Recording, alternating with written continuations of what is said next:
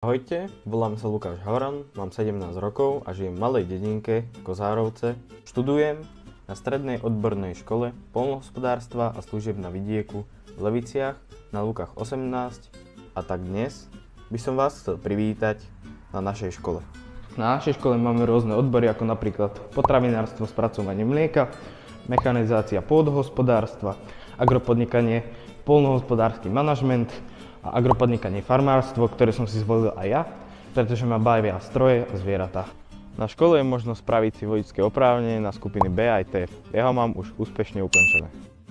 Počas 3 rokov som si našiel na škole super kamarátov, s ktorými som bol na praxi v Branove, ale aj na podnikovej praxi v Kozárovciach. Tým, že ma baví natáčanie videí nielen pre školu, ale aj vo svojom voľnom čase, som úspešne reprezentoval súťaž Podpor svoj odbor. Výhodou na tejto škole je aj motivovanie žiakov finančnou odmenou za výborný prospech. V 3. ročníku máte možnosť si vybrať predmet ako napríklad včelárstvo, záhradníctvo a poľovníctvo, ktoré som si zvolil ja. Po ukončení 4-ročného štúdia by som rád pokračoval na Slovenskej poľnohospodárskej univerzite v Nitre.